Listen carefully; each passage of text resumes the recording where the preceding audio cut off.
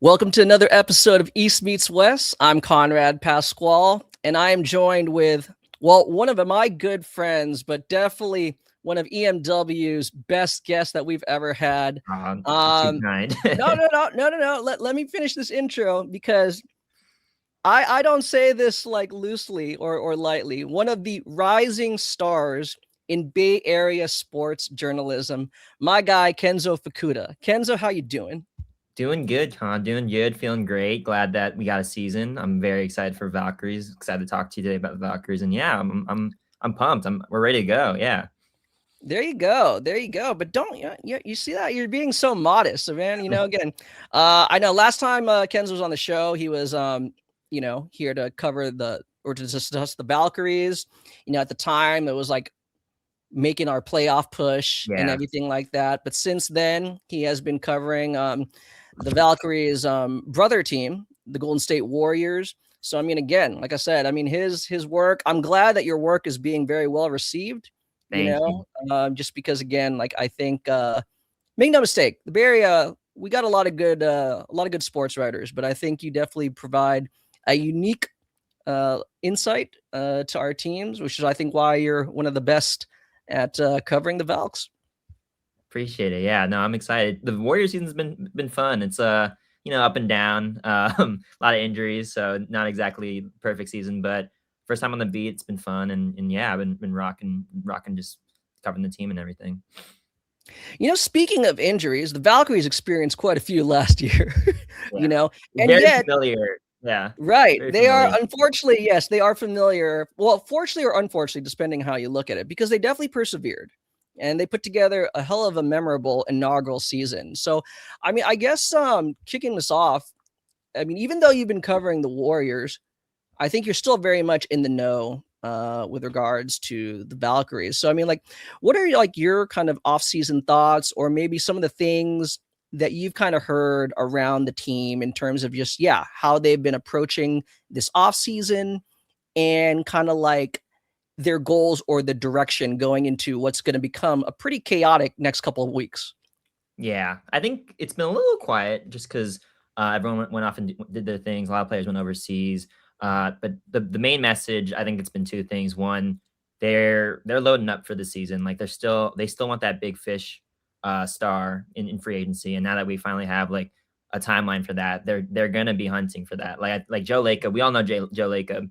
He wants a star. He wants to win in 5 years. So I think free agency could get pretty crazy. Now is that like an Asia Wilson? No, I don't think that's the big fish that they're going to get this offseason. But they definitely want to make upgrades. Like last season was great, 8th seed first year, like all the ticket sales, all the uniforms sold, like that was great. But they want to build on that. So I definitely think this free agency is going to be pretty eventful. I think they're not going to just run it back. I don't think they can just run it back. Despite how like Cinderella and scrappy that team was, they do need to go find some stars to add to what they got going on right now. And the other thing is they've been preparing. Like they've maintained that the CBA will not derail any of their plans. Natalie's been in the lab. I'm pretty sure she barely took a vacation. She's pretty much been going all over the country talking to these coaches and just getting as much insight and preparation as possible. So they seem ready to go for the most part. It's been a little quiet though, just because they weren't really talking to us during the CBA stuff because they didn't want questions about what's going on there. But now that it's settled, I think it's going to be, like you said, like it's going to get really jam packed with what's coming up next. I mean, as far as I know, Natalie's coaching staff has largely remained intact, right? Is that Yeah, is that pretty fair to much the say? same crew. Yeah, I think like they went off to do their offseason stuff. I think some went back to like some G League stuff and some NBA team stuff. But for the most part, it's mostly intact. I think she might have lost one assistant, but for the most part, it's mostly intact. Now, as for general manager Ohimanianian, her staff is a little bit different, right? We saw some key figures leave to take jobs elsewhere, right? I believe like Portland hired Yeah, Portland hired one of her Vanya out of assistants. her right hand woman, who had a lot to do with scouting the European players that they added last year. So that might be a little bit that might kind of change maybe some of their offseason plans in terms of what type of players they do decide to sign. But I actually don't know who they hired to replace Yeah, um haven't seen they haven't any done that at all. So news about, a replacement or anything like that. yeah, Maybe nothing on that. Yeah, in-house exactly. elevation or something like that. That's what I would expect. So that might change some of the way they scout European players, but for the most part, like I think it's mostly the same group, same think tank. Nice, nice. But other than that, I mean, I know you said like, I mean, if you follow her, well, not that she's super active on social media, but like Natalie, you see her on social media a lot because, right, she'll Yeah, show up like in like the Celtics IG or something yeah, like that. And obviously, she was one of the assistant coaches for Team USA at the FIBA World Cup qualifiers.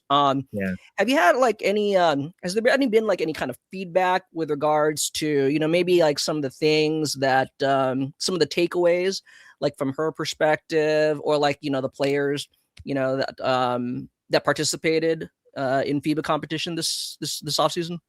There hasn't been too much out of that. I know she's talked a lot about Veronica, like how that training camp's been really helpful for her. Also Unrivaled, I think was really good for her because you can kind of see like some of that offensive game is getting better, especially in the one-on-one. Like like she kind of eviscerated Courtney Williams in that one-on-one.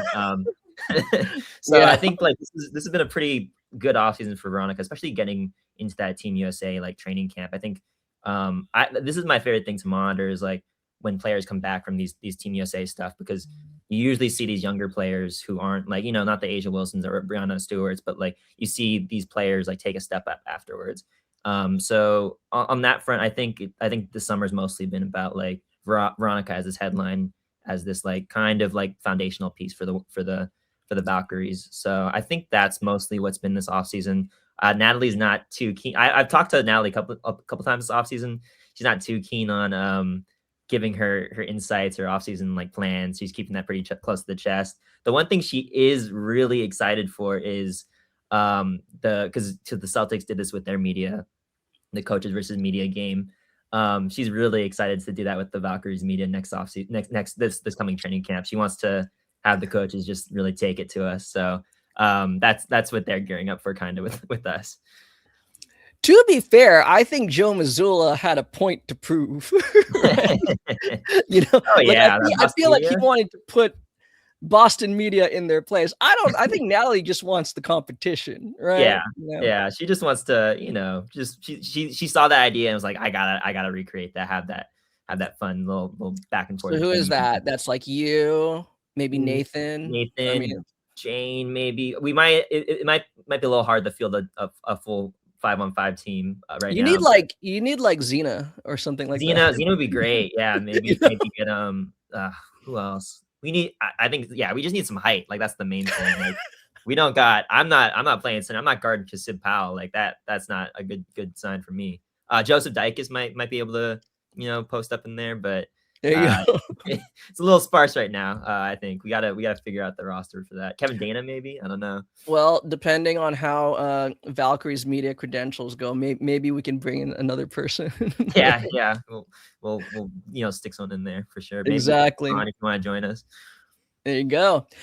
Well, on that, since you did mention Veronica, I mean, I think it's all but certain. I think one of the big topics amongst fans right now is the expansion draft.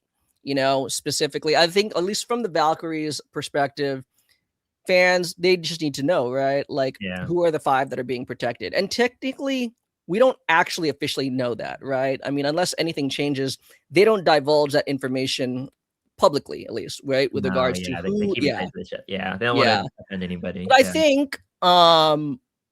I think we all feel comfortable, at the very least, starting with the expansion draft thoughts. I think we all feel comfortable that VB is protected. She's Easily. easily one of the top five. Um, She's not but sweating again, anything right now. Not even a little let me bit. let me ask you though. I mean, we know that she is a huge part of this team. She is pretty much like a franchise building block. I don't know if I want to say franchise player. Not that I'm not saying that she can't, but I think like right. Yeah. But what how do you believe that she is kind of perceived around the league? Like how do they see her? Do they see her as like oh yeah, she's like a bona fide starter on a championship level team, or like she's going to be a perennial all-star? Like what's your impression talking to like other media, other players, when they come in and out of Chase Center? She's kind of right now, she's like one of the feel good stories of the WNBA. I think last season with this expansion team providing all these roster spots and opportunities, it was Veronica Burton's that player who took advantage of those opportunities. So there's a lot of pride. I think there's a lot of like happy, good feelings about Veronica in terms of like where she sits in like you just straight value and like what she means to a franchise. I think she's still not on the tier of like you could build a full team around, like you could build like Asia Wilson, you could build a whole team around her and she will lead you to the promised land. I think she's more of like that second star, maybe third star.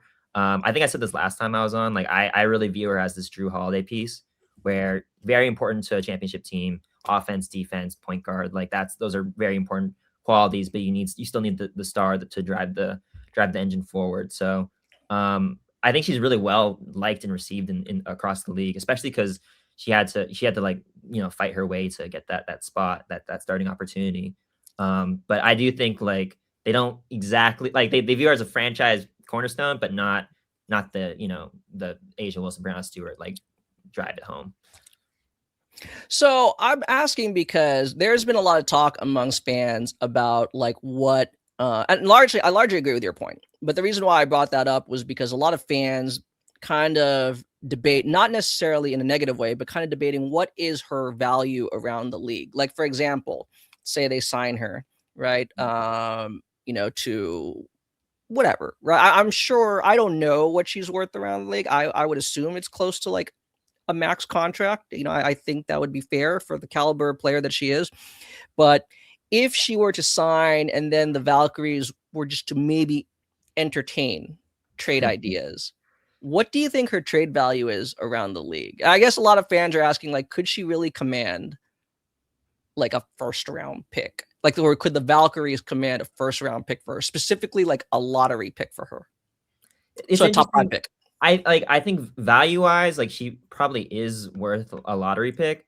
But if you're thinking about team building and like what you want to trade those lottery picks for, I think like a team that's in a rebuild, you wouldn't want to waste a lottery pick like that. But if you're a team like, like the Aces, the Liberty, or like the Mercury, like that is a piece that can elevate you to the top. They just don't have the pick to the lottery pick to trade it because they're a good team. So I think like she's definitely valued among the league. I think like if you're a team like maybe one or two players away, you would deal like future assets for that. Whether those are exactly lottery picks, they don't. These are good teams. So they don't have those lottery picks. But I think like she's definitely like one of those pieces where it's like the win now move. Like we're going all in. We're gonna trade for Veronica Burton and go from there. I'm actually glad that you framed it like that. And this is a question I will pose to our friend Andrew Dukowitz, right, who covers Right. the Minnesota Lynx. But what about the Minnesota Lynx, who do have the number 2 overall pick, who happen to get that because of, prior trades, Yeah. right? Um, a lot of Lynx fans seem to think that they need a substantial upgrade at point guard. I mean, like, is that it right there? That's Is that's that that's a move, yeah.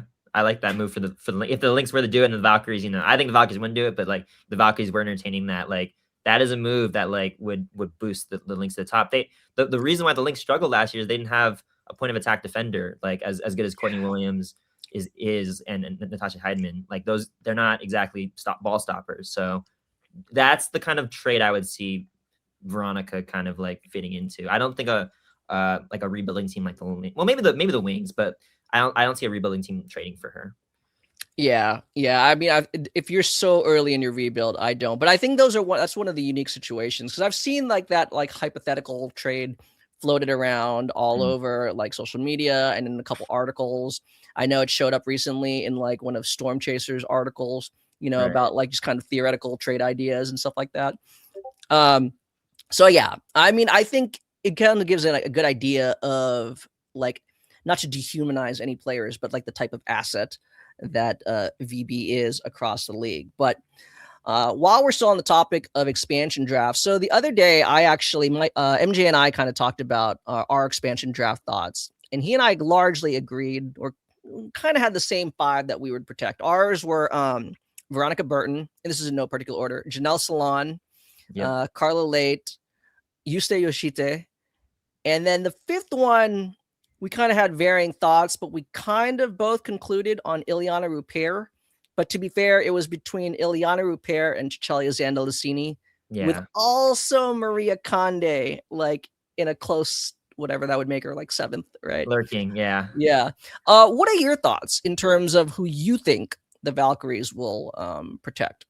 Those top six are kind of I mean, those are the obvious six that you'd want to protect. I've kind of gone seesawed back and forth between Carla Late and Zandalicini, just because I think the fact that Carla's going to miss the first 5 games of the season because she has a commitment to another European team, it's a little concerning just because like they had that last year with Eurobasket. Like they just lost all their European players for like 2 weeks there. And Zana Lassini doesn't really fix that problem because she's also a European player and will likely have European commitments whenever as long as she's in the WNBA.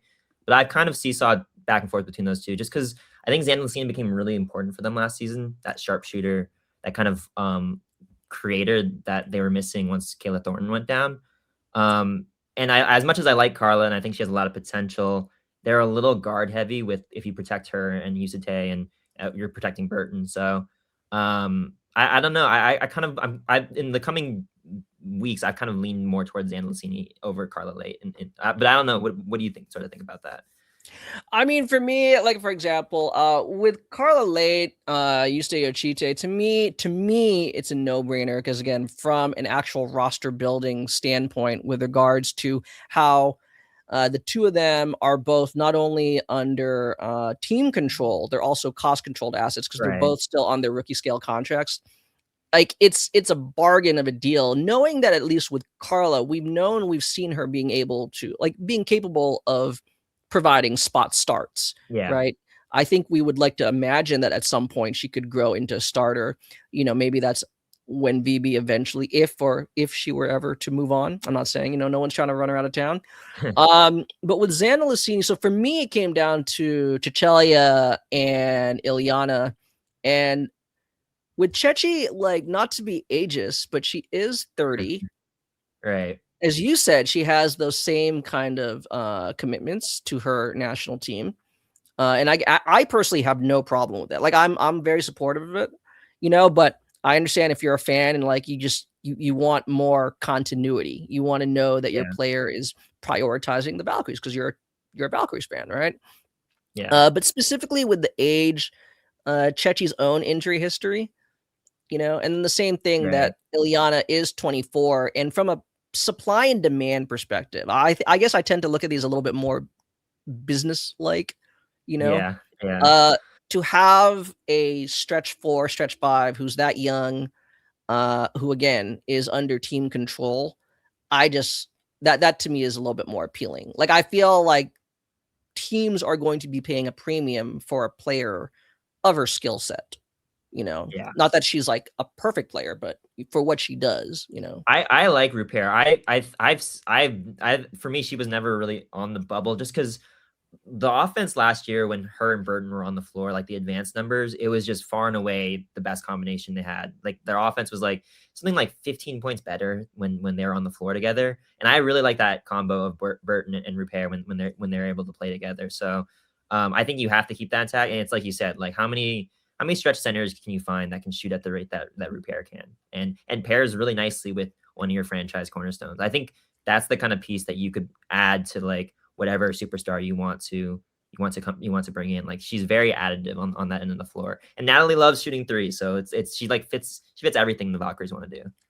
Yeah, and to be fair, like our friends at Cerebro Sports, they have kind of like an all-in-one metric called 3PE. And basically what it does is it just kind of weighs both 3-point efficiency and volume, right? So the higher your 3PE is, right, that basically means like you're shooting it super accurately and or you're shooting a high volume. So obviously the higher the number, you're shooting it accurately with volume.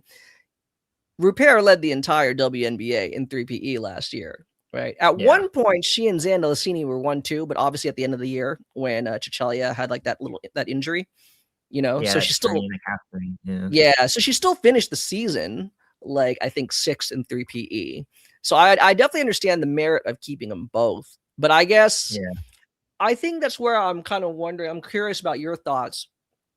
Like, make no mistake, I think we know Natalie is wired where like you give her a roster, she's going to try to win, right? Yeah. Like that's the coach's goal. That is her prerogative. But from the front office, from day one, they always said they wanted to build not just a championship caliber team, but a sustainable championship Right. caliber team, which is why, like, how much do you think, like, where's the prioritization going? Like, are they looking for players where they see a long-term future, or is it more of like the win now pieces? Because I think that's where the decision between if Chechi is on the bubble, I think that's where that decision would come, her as opposed to a youngin like Yochite or Carla. You know what I'm saying? Yeah, no, that's a great way of framing it because it is. I think we're kind of gonna figure out like if I feel like if whoever's left off between Late, Zanlacini, and maybe Repair, I think they're gonna keep Repair, but whoever's left off, it kind of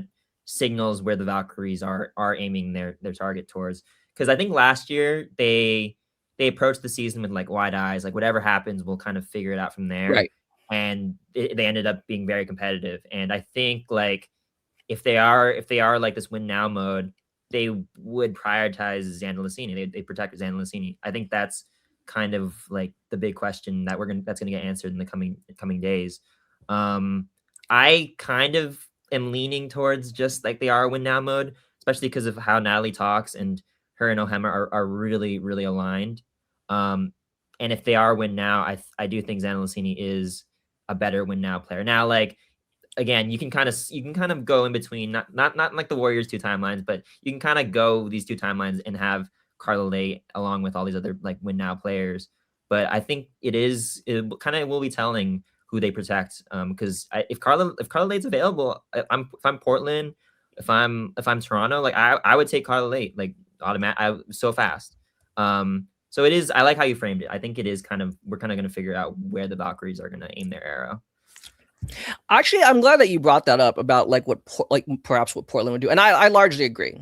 I think there's like a 0% chance Carla doesn't get selected if she's left unprotected, right? Yeah. Like I would put her, like, I've seen some some media outlets like The Athletic, and I can't remember who else, who did like a expansion draft big board. So Yeah. based on their projected unprotected players, right? Kind of like a ranking.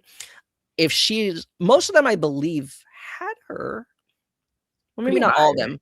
I think I saw the She, athletic one. The athletic one had it pretty high. yeah, I mean, I would imagine she's like a top 5 pick, basically, or something like that, or top 5 ranking. Yeah. But let me ask you then, like, I have my opinions, and again, like I think about it so often, I'm like kind of in my own head. But if obviously, I mean, TBD on what Portland and Toronto do, but in your opinion, based on who you think the Valkyries will leave unprotected, who do you think are the most likely to get selected? I kind of think Letitia Mehier is gone. I think she's been signaling like she wants to play for her hometown Toronto and Yeah. Toronto team, and I think Toronto is kind of mutually like, yeah, it would be nice to have like a hometown kid to kind of launch this thing. So I think she might be gone. I think she just should have might be gone. In terms of what Portland's gonna do, I'm not sure because this is the other troubling thing. Because I don't know how to read between the lines with this, but like I see like Kate Martin and Caitlin Chen like in the new Valkyrie jerseys, and they I was look just about to great, bring that up. Yeah. and they're dabbing. But does that mean like the Valkyries are feeling comfortable that they're going to be safe and not get picked? Because it's gonna be real awkward. Like if Kate Martin gets selected to Portland and she's wearing a Portland Fire jersey in 2 weeks, you know.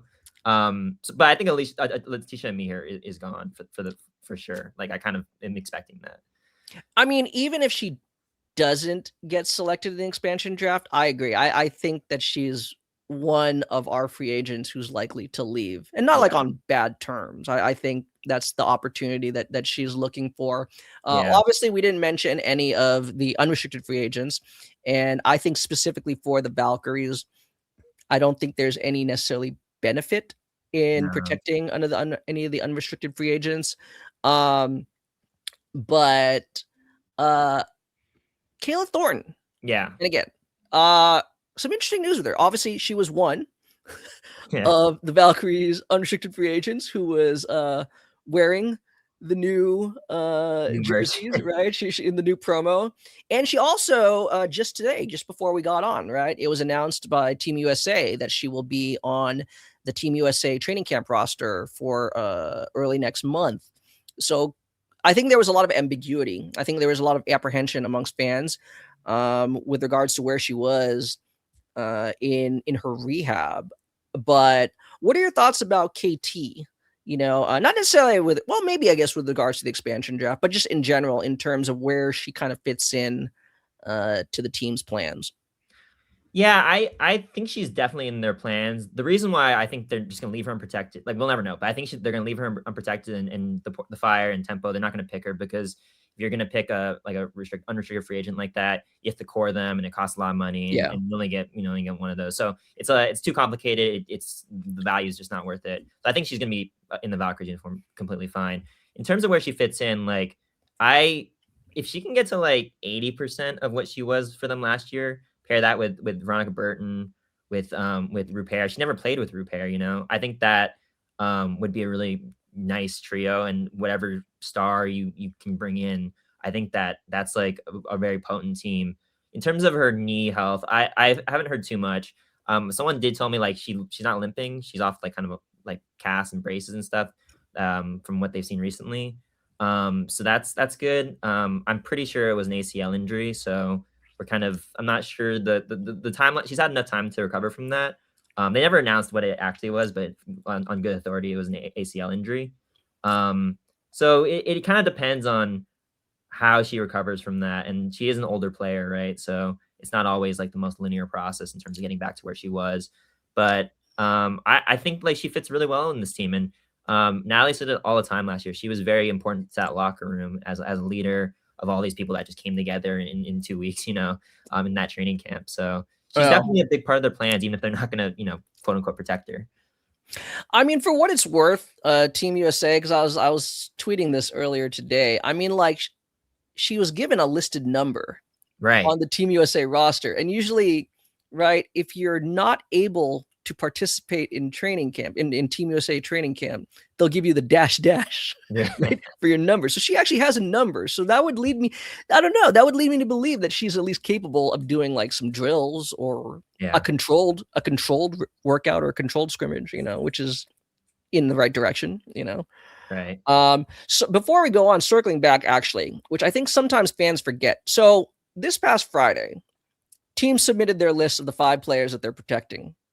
Right. Which means that like Portland and Toronto are aware of the players they're allowed to select from and everything like that. I mean, teams like the current 13 teams are allowed to negotiate with Toronto and Portland, right? That was something that was, extended to the Valkyries last season. So for example, like whether it's the Valkyries or some other team, like, hey, you think you could like maybe not pick this player and I'll throw you a 3rd round pick or something like that, down the line. I'm not saying that's what the Valkyries are doing, but to your point earlier about like maybe the Valks kind of having a feeling that Kate Martin and Caitlin Chen would still be available to them to bring back. Like I feel like they are, you know what I'm saying? Yeah, I get what you're saying. It's like you can ask Vanya like, hey, can you leave us Kate Martin? We're gonna do some marketing stuff with her, like Caitlin Chen. Like you can pick other players. You just can leave them out. Like I do think that's probably going on behind the scenes a little bit. Just so like everyone's on the same page. Because again, it would be really freaking weird if Kate Martin is in a tempo or a Portland jersey in 2 weeks. You know? Or like you were saying earlier, like say for example, whatever, Carla ends up not being protected, then they know like, Toronto or Portland, one of them is already signaling we're taking her. So then, then that one of Caitlin or Kate are going to be on the team. Right. Yeah. So, I mean, like, I feel like there is a certain level of intel. Obviously they can't share it with the fans right now, but I don't think the Valkyries are being that bold and reckless, on what's supposed to be a kind of like joyous rollout, right? What do you think of the New Jerseys? I really like the New Jerseys, but what do you kind of I like them. I like them. I mean, not Well, I mean, I do like fashion. I'm just not saying I'm like a fashionista, but I do like them. I actually, it wasn't until your tweet that I noticed that the back had the wings. I thought that Yeah. was cool. I didn't see that. I only saw the initial photos like from the front. And I agree with a lot of fans. Once you see them like in the full uniform, like with the shorts, it really pops. Yeah. So I think I like some the gold fans, detail too. Like that wasn't present at all last season, and they yeah. added that, and it looks really nice. Yeah. And speaking of gold, if anyone his ear in the Bay Area, and by the way, Kenzo and I are not asked to do any PR for the Valks. I'm just saying, like, part of their jersey rollout, they had the promotion tie-ins with a lot of local Bay Area, like restaurants, bars, Yeah. like ice cream shops and stuff like that. So a lot of like, I know Kenzo's from the Bay Area, so he knows a lot of like these places, but I was tweeting like they have like these cool promotions where like all these ice cream shops are offering like ube Yeah. sundaes because it's purple, and then they have like the caramel on it, right? To make the purple and gold for the Valkyries. It's pretty cool, right? It's I pretty mean, cool. Yeah. Fenton's was one of them. That was like a nice touch for just like to get the community involved. yeah, Yeah. yeah, Fenton's, Pollyanne's on Yeah. Noriega. I've been there quite a few That times, place is so great. Awesome. Awesome place. exactly. See, I mean, if you're like me and Kenzo, you're born and raised in the Bay Area, like it means like, but again, if you're visiting, we encourage you to check it out. Yeah.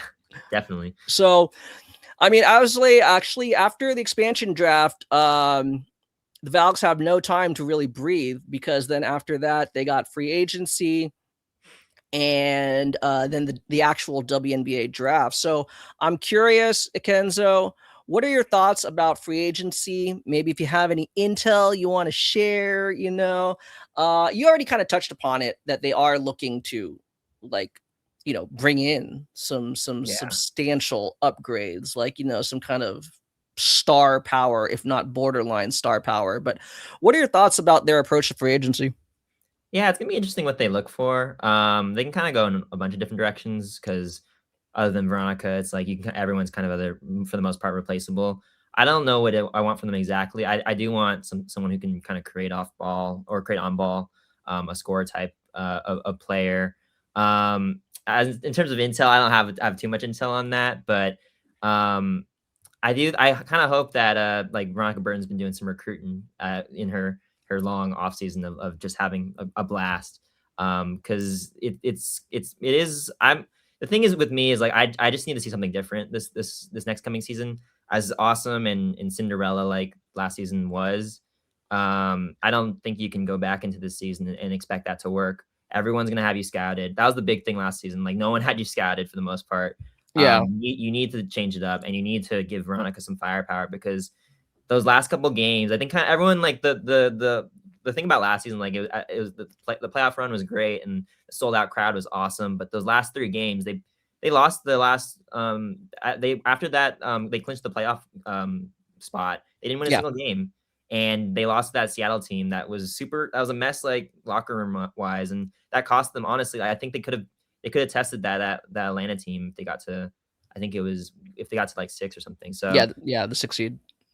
yeah, so like I kind of I think they need some firepower this offseason, but I don't know. Do you have any like specific ads that you think that they should go for?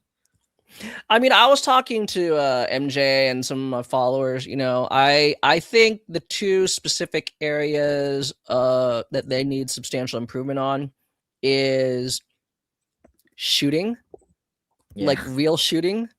Real shooting. I And know what you mean. okay, Yeah. I want to make it clear. I totally love Kate Martin, and I would absolutely love to have her back. Having said that, I need someone better. I need something better than 4 of 16 from 3 in a single game. You know what I'm saying? Yeah. Like, and I think, see, there you go. Right. Like, I was having this conversation with a D1 coach the other day, and I was asking that coach about their team's style of play and their identity. And that coach kind of stopped me. He goes, well, wait, like my team plays that way, not because I believe that's the best way to win games. We play that way because we're limited in terms of what we can do. And Right. I mentioned that anecdote because I feel that's kind of the way the Valkyries operated last year. Like, I don't Precisely. believe that was Yes. like Natalie's like, oh, no, no, no, no, right? Like, this is like some, game changing or, revolutionary, like, offensive strategy. No, I feel that, as you said, we were very limited in terms of shot creation off the dribble. We were limited in terms of actual consistent, shooting, like movement shooters. And we had, let's be real, I love Temi. I love Monique Billings. We did not have any real consistent interior presence, Yes. So those are the things I think we need a significant upgrade on. I mean, to your point, like last year, we'd always ask Natalie, like, "Hey, you guys shoot the most threes, but you also have one of the lower, 3-point percentages in the league. Like, Right. why do you keep shooting all these threes?" And she kept trying to tell us, like, "No, we're a good 3-point shooting team. I want to get as many shots up as possible. Like, that's how we're gonna win. We're running gun." Really, they're shooting that many threes because it's like you said, they didn't have the on-ball creation. And if you do the advanced analytics and statistics and everything, three is more than two. You get up enough shots, you're Right. eventually gonna make up for the fact that you're not good like in the mid range and in the interior. So I would like them to have different modes of offense where they're not relying on their 3-point shot, because there were games when they would like shoot like really well, and then other games where they wouldn't, and the drought would come and they'd get run off the court because they couldn't score. So as much as like they need like all these other things, like they need on ball creation, and they also need actual shooters, because other than Zan Lasine, other than Ileana Repair, like not everyone was a consistent 3-point shooter. Veronica Burton was pretty solid, but like again, Yeah. it's the point. Like this was a little bit of a fake good 3-point shooting team. They're doing it out of necessity, not because like they actually were a good 3-point shooting team. Yeah, and I mean, like,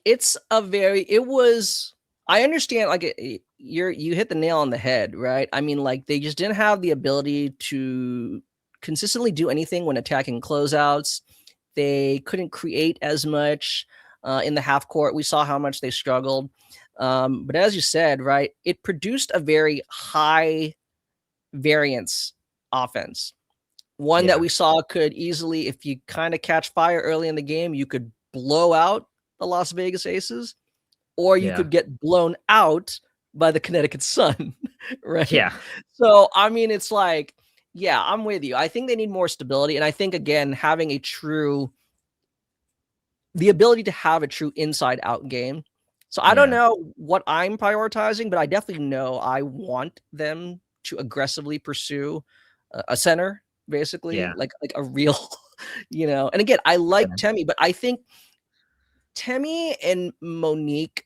Someone was asking me specifically about Monique Billings. Like, what she does well, I think, is good. Like, again, the way she plays with a lot of energy, right? Her second jump, her ability to like crash the offensive glass, right? yeah, All of that is good in short stretches, right? When she's yes. maybe playing like, but when you have to have her play like 30 plus minutes, it's diminishing returns, It's right? diminishing returns, and she also couldn't.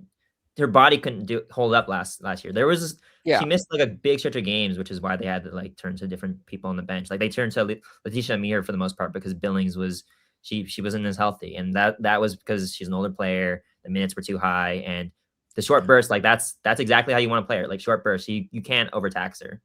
I would say the same thing about Amir too, right? Yeah, Amir, I really like what she has become, like how she's really found her niche in the WNBA, right? To kind of be like that very fast, springy change of pace, kind of like speed big off the yeah, bench, right?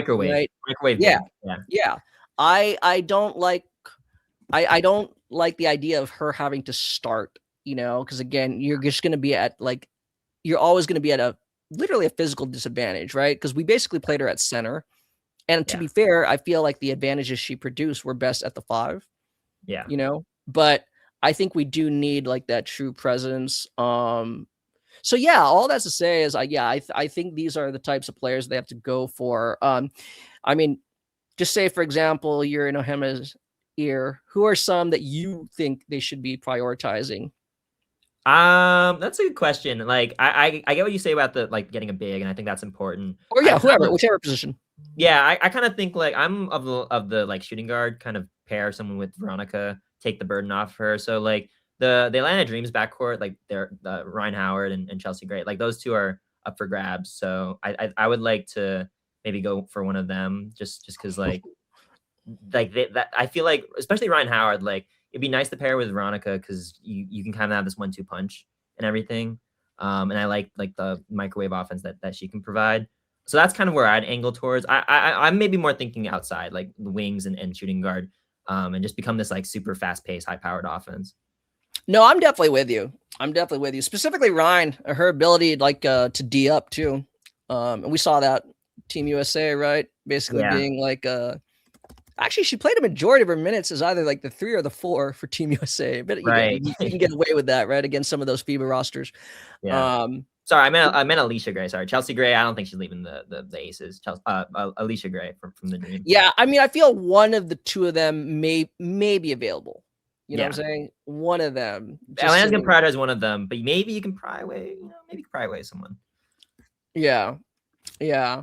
What about a big though? Who would you? Let's just say like your wish list. And clearly, our books are fairly clean, so it's not like you can't. I mean, like Joe Lacob's not going to be like no, you know. Yeah. As long as they let him spend it, he'll spend it. Maybe some aspiration stuff. No, definitely not. I won't do that. That's a good question. I know she's on a rookie deal, but I've always kind of been in like this would require a trade, but I've always been fascinated by Camila Cardoso, which is maybe runs counter to some of the stuff Natalie wants to do in terms of like running, being fast and everything. But it would be nice to get like this just like big center who can protect the rim and be a pick and roll threat. That's kind of like that requires a little more steps. It's not a free agency ad, but that's kind of I've been thinking about. I don't know. Do you have any bigs that you kind of like are on the lookout for? I mean, I would imagine there's a possibility. I don't know. She might be protected, but I don't know if they would core her. Ezzy Magabor. Right, right. I think that's kind of like the mold they want, right? To have legitimate size and length, in the back line. Someone who, as you said, right, is proficient at being like a pick and roll partner with Veronica.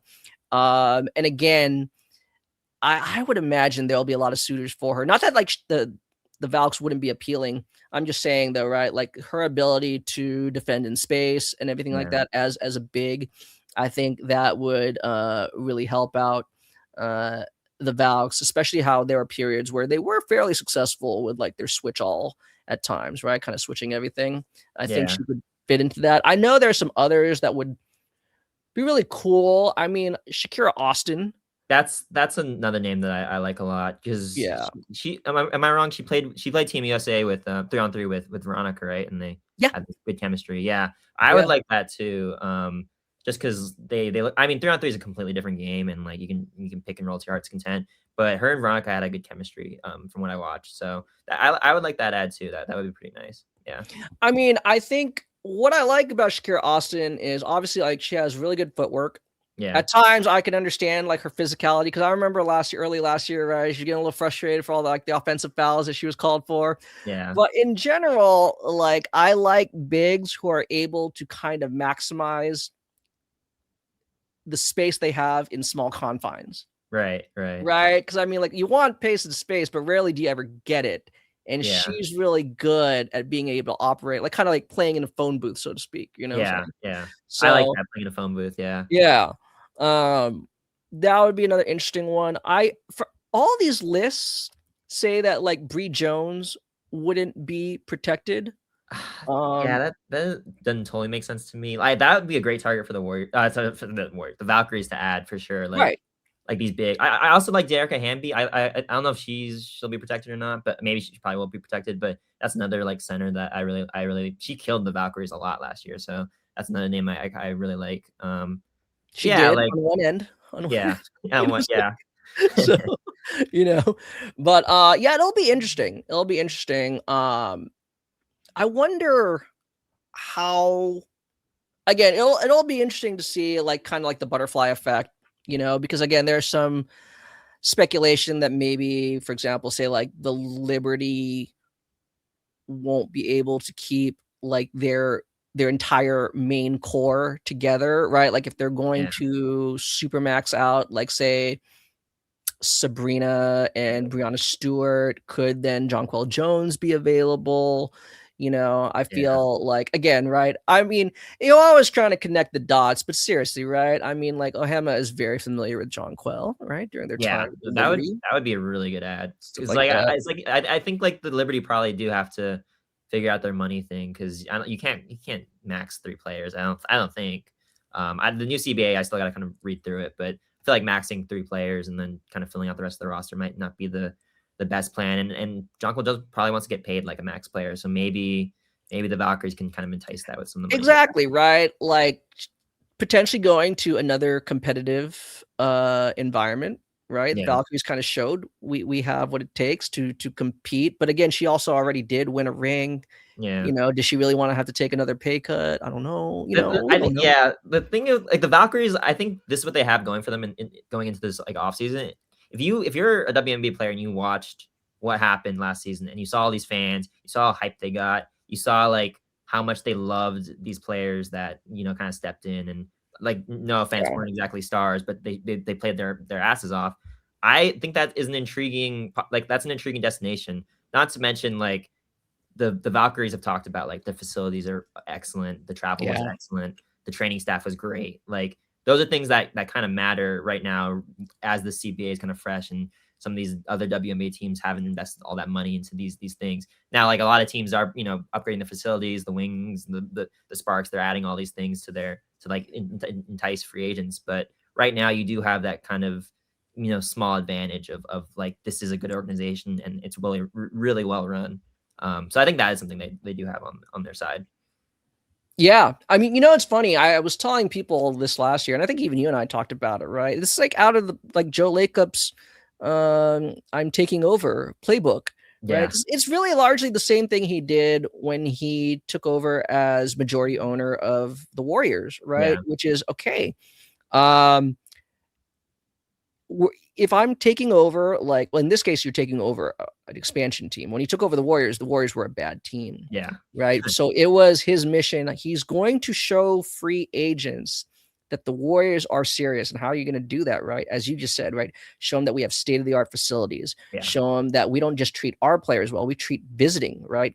Remember, like, show them in like the opponent's locker room how like freaking boss we are, right? Yeah. You just said. So I think like the Valkyries are even ahead of where the Warriors were when he took over, right? Yeah. You showed the ability to have like a high level coaching staff, a very forward thinking front office, and as you said, the crowd.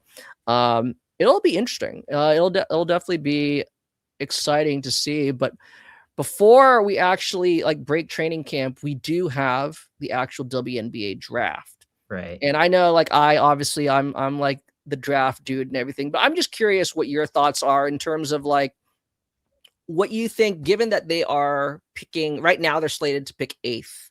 Kind of In far. your opinion, in your opinion, what do you want to see the Valkyries do? Rather, assuming you don't already know what they're gonna do, what do you think?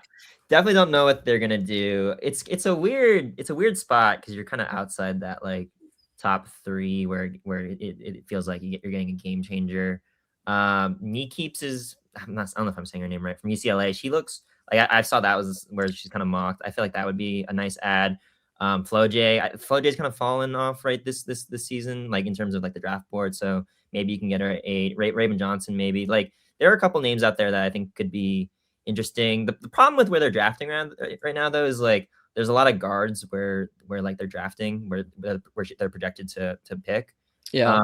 And they don't need guards. Like they already have, if they're protecting Burton and Carla Leite, like and you have Stay. Like I don't know if you exactly need another guard, but I'm curious. I haven't done the most research into it, but I'm curious as to your thoughts on who they could target. I mean, for me, like I'm always a BPA guy, and I feel like at 8 in this draft class, not that this is like a league altering draft class, but I feel like the separation, like the separation in tiers of prospects, in that range, they separate themselves enough where I'd probably still go BPA because, as you said, right, like I think we should or we can expect the Valkyries to see some turnover at the very least on the back end of the roster. I think a Right. lot of the players, several of whom that you already listed, they can step in and be a rotation player, pretty much like from day one.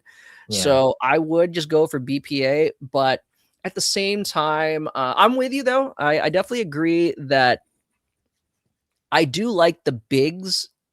I think there are some nice rotation bigs in this Right. draft Okay. class, but I would probably feel more comfortable taking them like with our second round pick. Right. Right. Yeah. Um, Second round picks. Yeah. The there thing is, are like, they don't really. I don't know if they'll make the roster. Like last year is kind of well, strange with situation. these developmental roster spots, Right. That's I true. feel like there's a good chance one, if not both, right? Our second and third round pick have a good shot at sticking around, right? And that would have changed a lot of things last year, right? You would have Yeah. never had to have waived Caitlin. Who knows? Maybe if Cheyenne Sellers would have stuck around a little bit longer, Yeah. and I wish her the best of luck because I really like her game. So I hope that Yeah. knee gets right. Yeah, Hopefully we'll probably a see good her. pick. She fell and maybe take a risk, and it depends on the roster. But yeah, unfortunately, Yeah. work out. But at 8, not that like, the Valkyries are the United Nations, but like I really feel like there are some really intriguing international prospects Right. that if we don't pick them, they're not going to make it out of the first round, right? Yeah. I know she's a guard, but I think Iana Martin from Spain, we Yeah. saw her at the FIBA World Cup qualifiers, right? Like the talent's hard to pass on. Yeah. Right? Like, I get it. You could say, like, you're potentially creating a logjam, but as you said, right, with these upcoming expansion drafts, right, there are gonna be at least 2 more, right, Yeah. in the next 3 years. So, hey, why not, right? See which one kind of, separates themselves from the other. I know for some reason Nell Angloma from France, and I am Go high on French. Nell Go Angloma. full French. That's what I'm saying, right? We could Yeah. have, like, 4, 5 French players, Just do the all right? French lineup, and they can all be communicating in French, and the other Yeah. team knows what's going on. Yeah. I I mean, like that she's one. she's listed as a guard. I think of her more as like a wing if you really see Yeah. the way that she plays.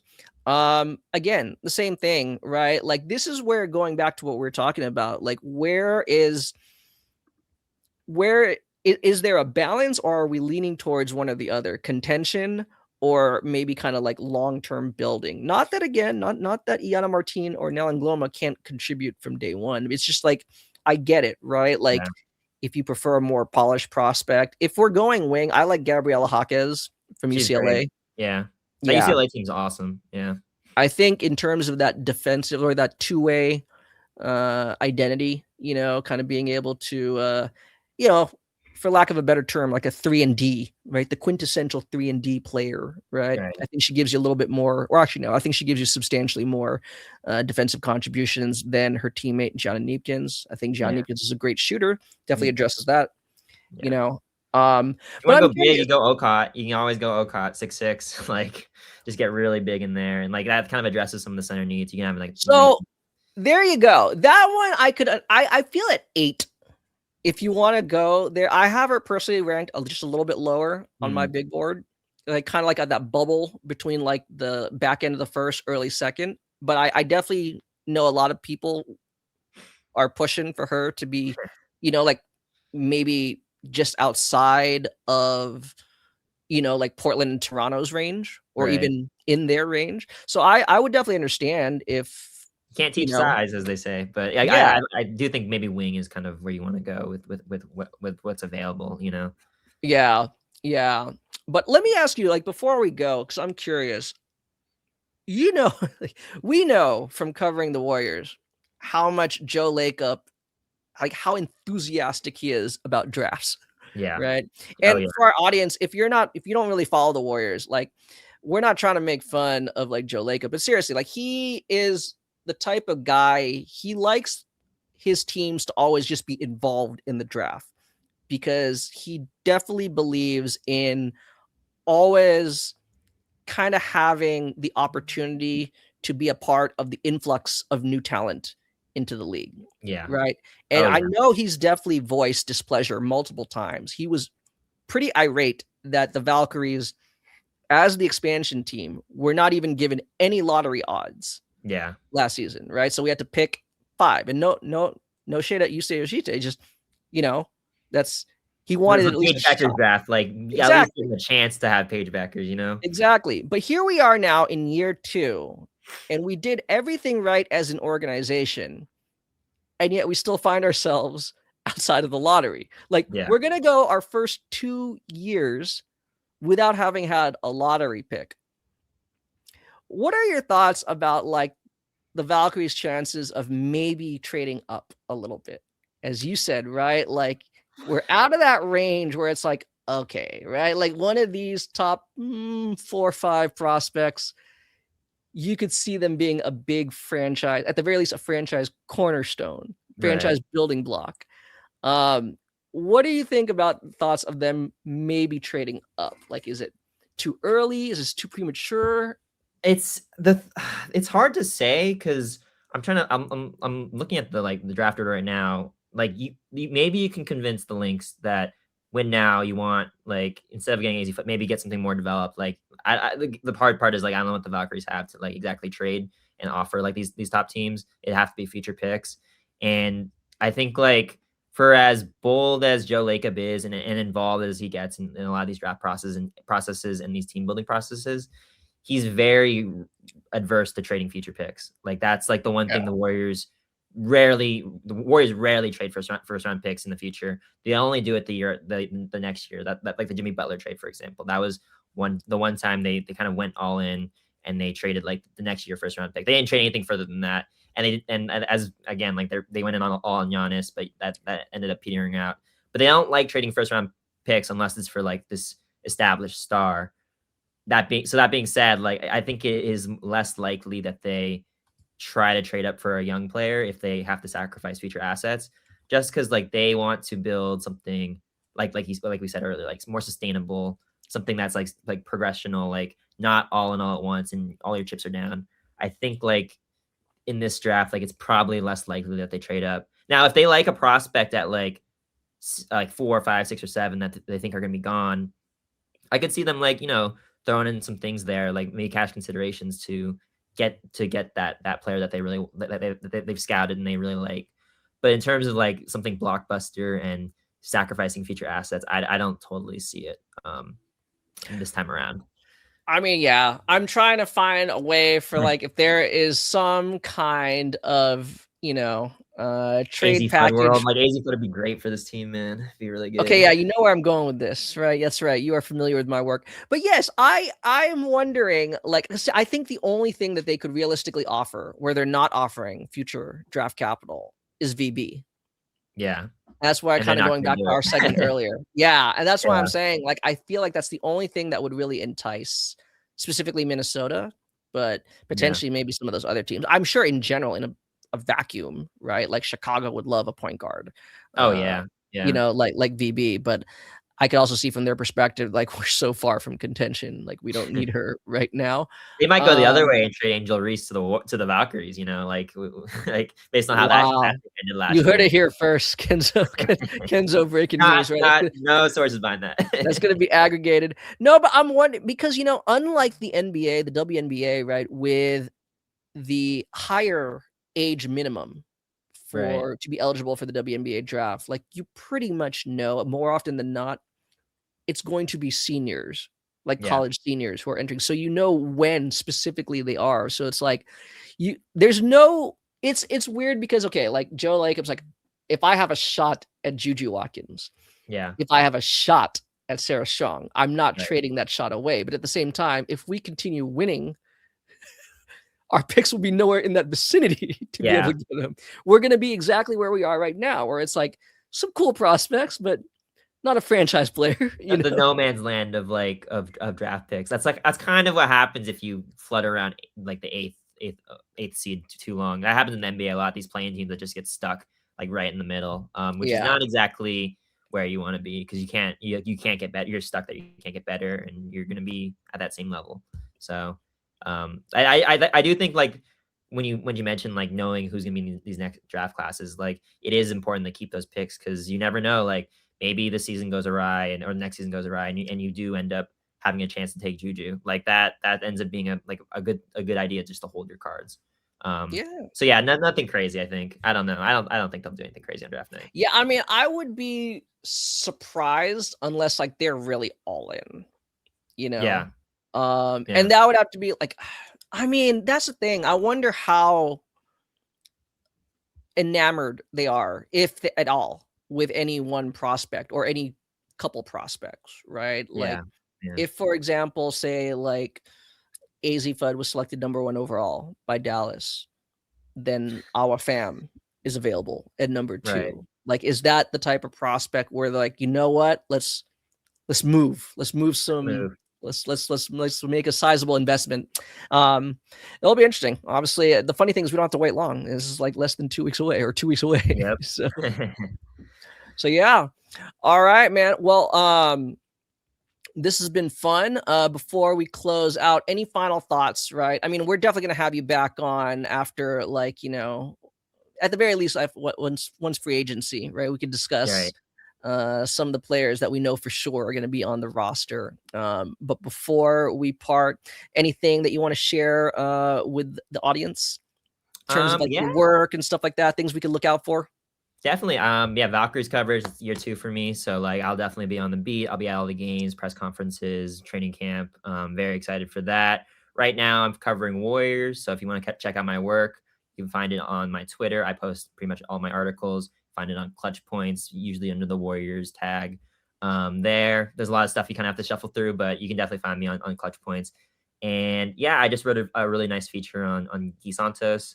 One of the bright spots in this rather dark Warriors season. So if you want, please give that a read. He's a great guy. Really cool story. But other than that, yeah, I'm excited for this Valkyrie season, man. I was worried. I was getting real worried. But once I heard those journalists camping outside and they're, you know, like they were just doing like 7 days in a row of just like figuring out what the CBA was going to be, I was a little more eased. So very happy we have a season this year. All right. Sounds good. And as always, you can always find me on Twitter at CP3_777. You know, have the links to everything there, the work I do for the Center Hub, podcast work that I do with MJ, ENW Pod, and our new co-host, Melly Mel. You know, other than that, yeah, you shall hear from us very soon and tune in. Sweet.